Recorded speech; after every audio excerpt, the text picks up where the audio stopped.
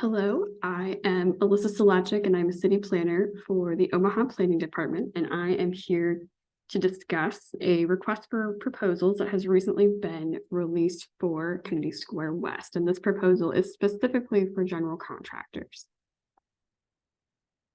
Thank you all for joining.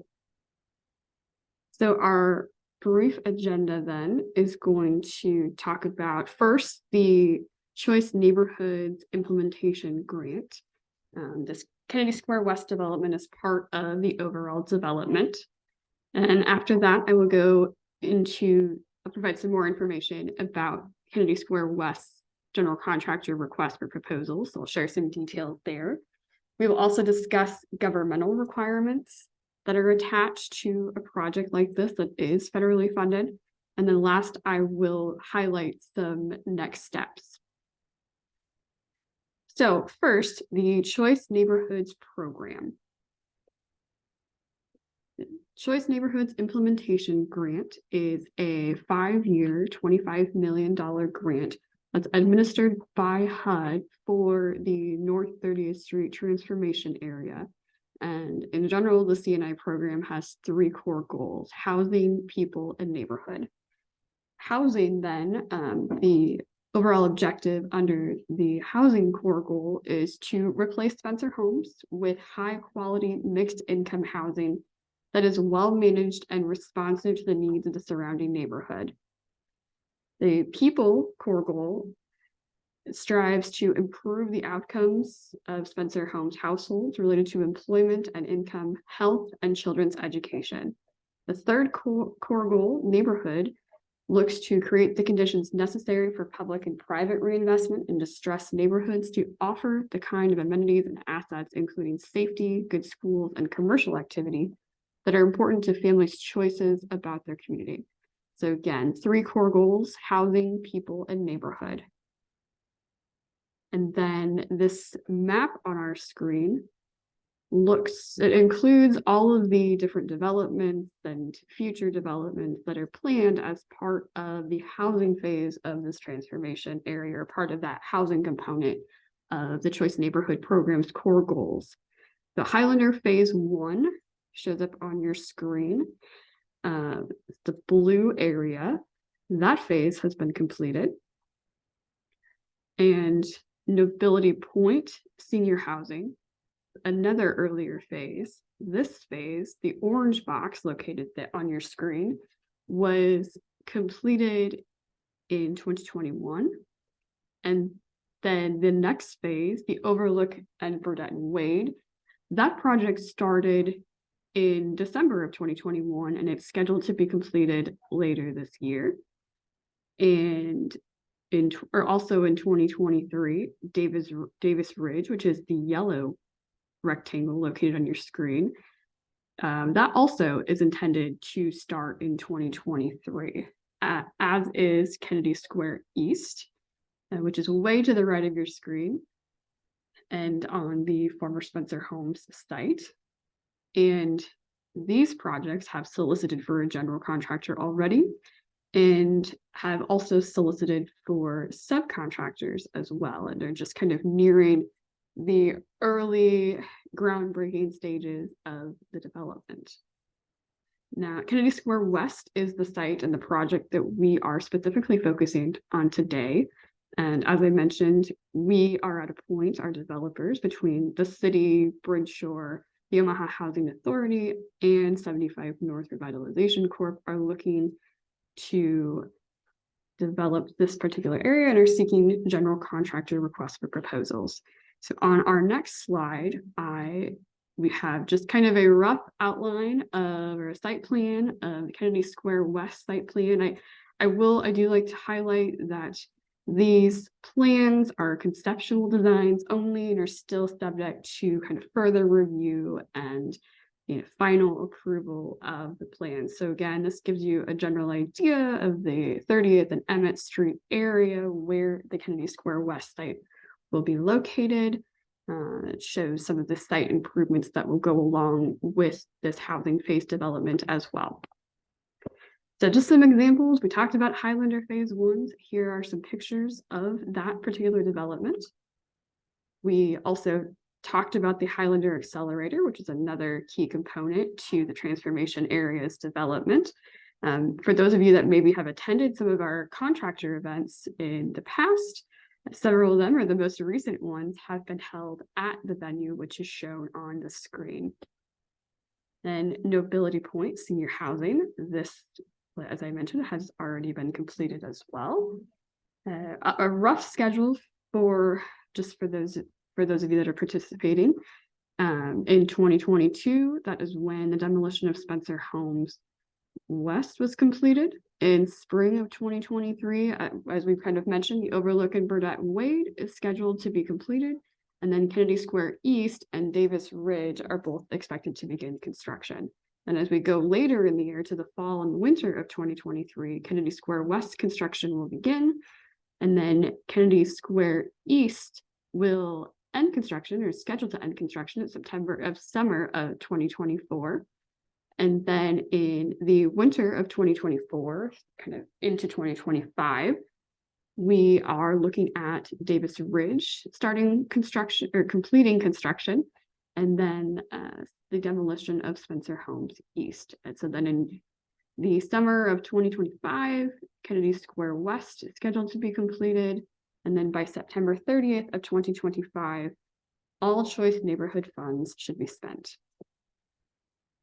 So now kind of going into that request for proposals that we've been discussing, I have some details about the project. Again, the image shown at the right is a conceptual design only.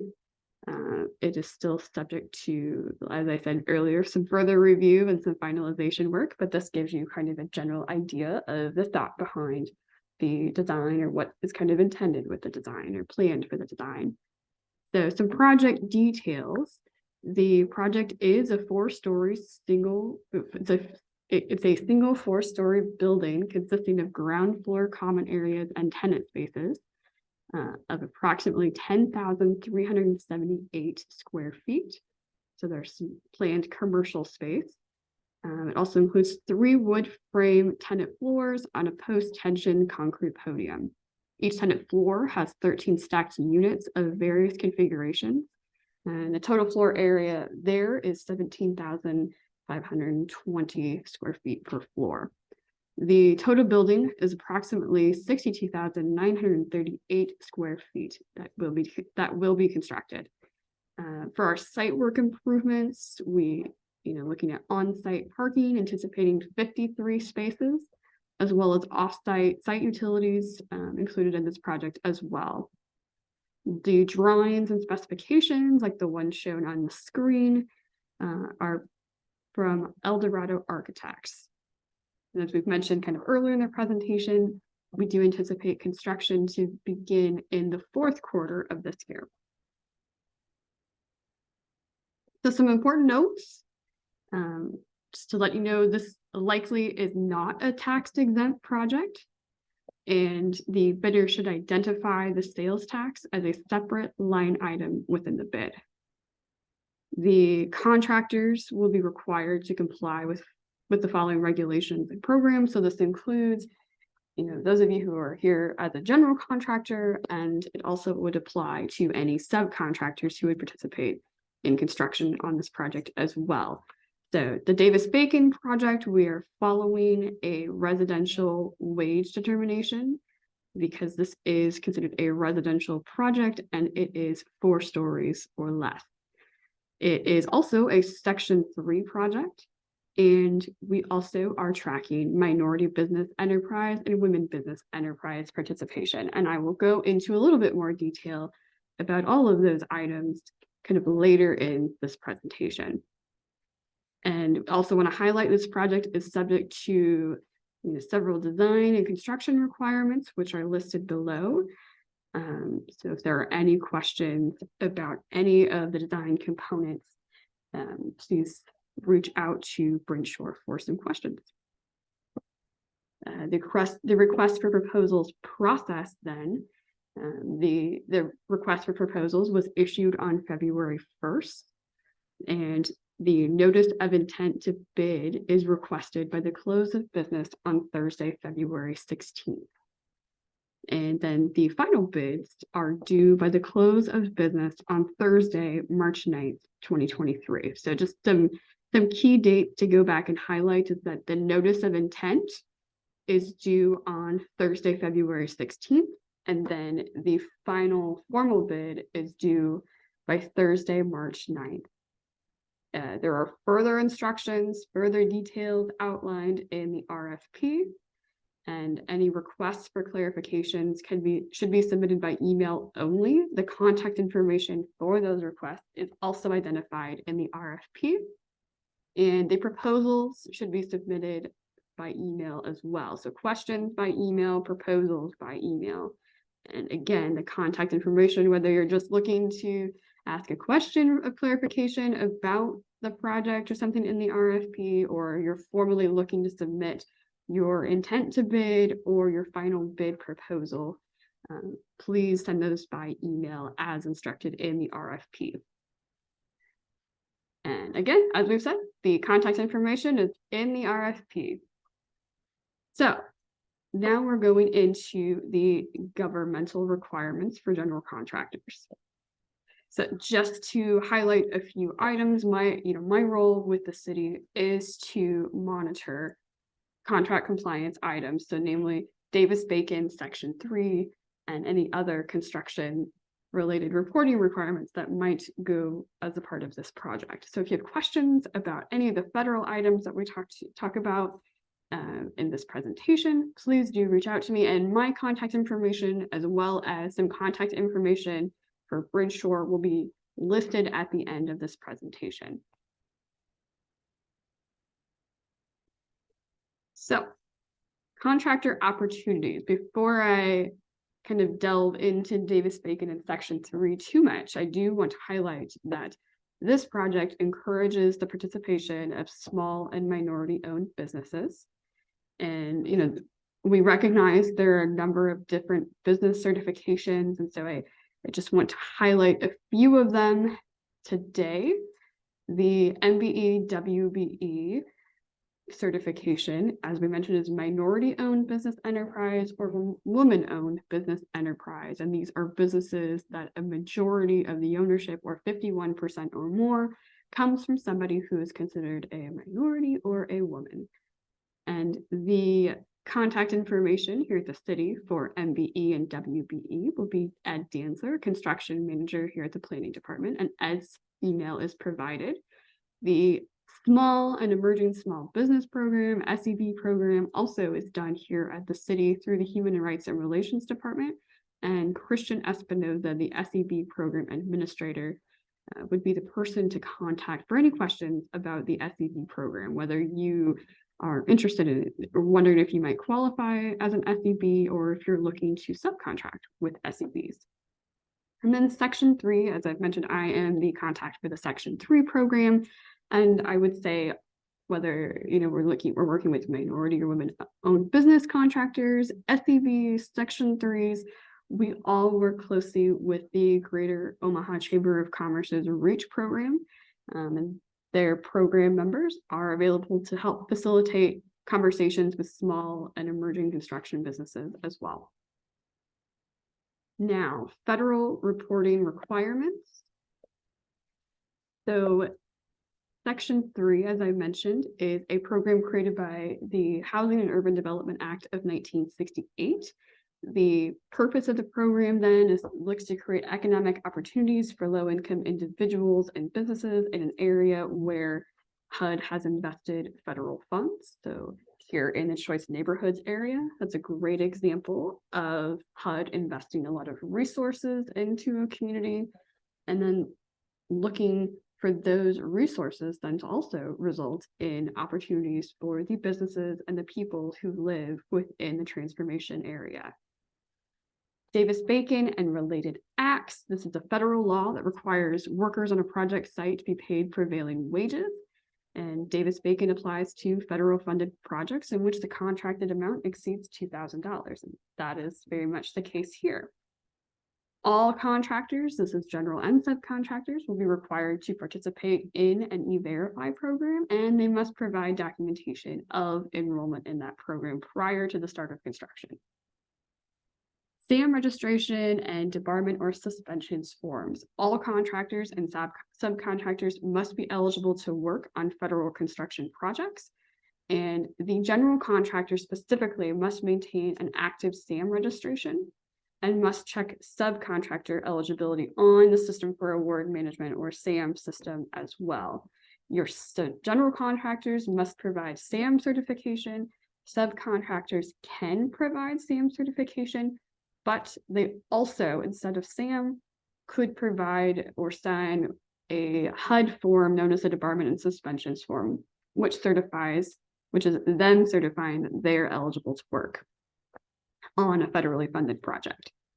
In addition to some of the federal requirements, there are also some state and local contracting or reporting forms that are also applicable to this project. For example, the state of Nebraska contractor license is a requirement, and certification or proof of that license must be provided.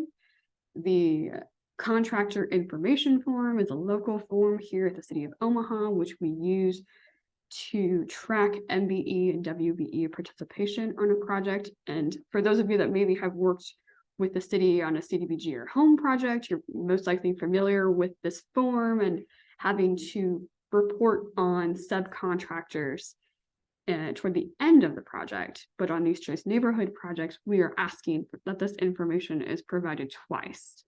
So at the beginning of the project and at the end of the project, I should receive a list that identifies all of the contractors, that's general contractor, and all of your subcontractors that are participating in the project. I will see the contracted amount, and I should be able to identify who among that list is an MBE and who among that list is a WBE. Lastly, there are other City of Omaha compliance requirements that might also apply, including the Economic Equity and Inclusion Program. And so any general contractor who is working on this project may be required to participate in the reporting for this program and would be working with the developer and the city to ensure that that compliance is met. Now, looking specifically at the Section 3 program. So I have a definition slide right here. So before I really get into what the compliance piece looks like, I want to highlight what those definitions are. There are two different types of Section 3, a Section 3 business concern and a Section 3 worker. So a Section 3 business concern is a contractor. A Section 3 worker is somebody who works for a contractor. So there are three different ways that a business might qualify as a Section 3 business concern. The first being if 51% or more of the business is owned by individuals considered low to very low income. And this individual income limit is determined by HUD on an annual basis for our area. So for the Omaha Council Bluffs area, the low income level is $53,300. So anybody whose individual income in this area who is $53,300 or less could qualify as Section 3. The second component, or second way, I should say, you only have to meet one of the three items listed. The second way is 75% or more of the labor hours performed on construction is performed by low or very low income people. And then the third and last way is if 51% or more of the business is owned by public housing residents or residents of Section 8 housing. So Section 3 worker then, there really are two types of Section 3 workers. A general Section 3 worker is a worker who is considered, again, low or very low income. They're employed by a Section 3 business concern, or they're a youth build participant. So just to highlight, if somebody is a Section 3 business concern, your worker is considered a Section 3 worker. Now, a targeted Section 3 worker is a more specific category of a Section 3 worker, and this is somebody who is employed by a Section 3 business concern, or it could also be somebody who is a former resident of Spencer Homes or a resident of other public housing projects or Section 8 units managed by OHA. It could also be a youth build participant. So again, if you're a Section 3 business all of your workers qualify as Section 3 workers and as targeted Section 3 workers. And we'll get into kind of how important that is in just a moment. So, our project benchmarks. So for each project, at least 25% of the total project labor hours should come from Section 3 workers, and at least 5% of the total project labor hours should come from targeted Section 3 workers. So we do track labor hours. That includes labor hours, Section 3 labor hours, and targeted Section 3 labor hours. And a key component to achieving those benchmarks is contracting with Section 3 businesses, because remember from the previous slide, a Section 3 business then will have all of their labor hours be considered Section 3 labor hours and targeted Section 3 labor hours. So it is very, very critical that you as general contractors contract with Section 3 businesses. Like we said, Section 3 program regulations now require us to verify Section 3 eligibility here locally. We keep a list, we maintain that list. I collect any certification information. So if you have identified a possible Section 3 business, please feel free to contact me and work on that certification. Now, at Davis-Bacon, this is another program that will apply to construction. And again, it's one that will impact all contractors on this project. And you as a general contractor are expected to demonstrate proficiency with Davis-Bacon, and you should have a plan to ensure compliance with Davis-Bacon requirements, and then expect your subcontractors to also follow this plan. So it's very pivotal or very important that as you're looking to submit proposals and looking to work on this project, that you consider the Davis-Bacon compliance piece and how that might look. So the general contractor, generally Davis-Bacon reports are paper forms, and if you're not wanting to track paper forms, I recognize you're probably going to be working with many subcontractors, and a paper tracking system can be quite cumbersome. The Elation system is a program that HUD has authorized contractors to use to track Davis-Bacon compliance. So there is an electronic system, and what we have done is to allow general contractors to select whether they want to use Elation systems or whether they want paper submissions. And I can work with both. Now, a wage determination we mentioned is issued for each construction project. There is one available for Kennedy Square West, and it's still subject to updates, but workers must be paid the prevailing wages shown for each work classification. And if there are work classifications that aren't shown, we can request additional ones. Workers are paid then on a weekly basis, and that means the contractor must submit weekly certified payroll reports. And in addition to that, there are several other documents which I've listed that also might be required or requested as part of this weekly certified payroll submission. And all these compliance documents, just to get a general feel of what our process is like, compliance documents are submitted to the general contractor, who conducts a compliance review.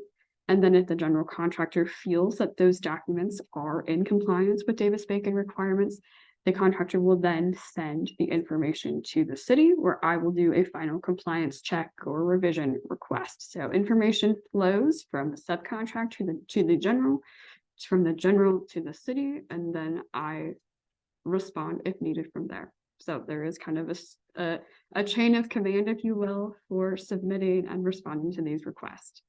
I know that this is a lot of information that we've gone over. Any general contractor that will be selected, you will be asked, you will be meeting with me kind of on a regular basis. And in addition to that, before the start of the project, we will hold pre-construction conferences to help prepare both the general and any subcontractors for the reporting that is to happen. And we do this really because we want this process to be as seamless as possible. It is my role here at the city to assist general contractors and subcontractors and even sub-tier contractors on down the line with compliance. And so with that, I also want to talk about just some next steps, kind of as you consider your notice of intent to bid and then your final bid or your formal bid. I want you to be aware of some following steps. So we anticipate general contractor selection sometime in March. Then once the general contractor is selected, we will start planning for subcontractor bidding. So there will be a subcontractor bidding opportunity following the selection of the general contractor. And so the general contractor then will be asked to participate in subcontractor engagement, which includes a subcontractor engagement meeting, which will be held when that subcontractor bidding information is available. And right now, the timeline, we are anticipating that this engagement meeting with subcontractors will be held in April or May of 2023. So yeah, this spring. And just kind of a rough idea of what that agenda might look like is we would include a review of the subcontractor bidding opportunity, including the project specifications. I again will cover governmental requirements, and then we will open the floor up for some technical assistance sessions with various local contractor service providers. And we'll also allow for some networking between subcontractors and the general contractor, as well as the developer. With that, I also want to note that if you have questions about items that were covered in the presentation,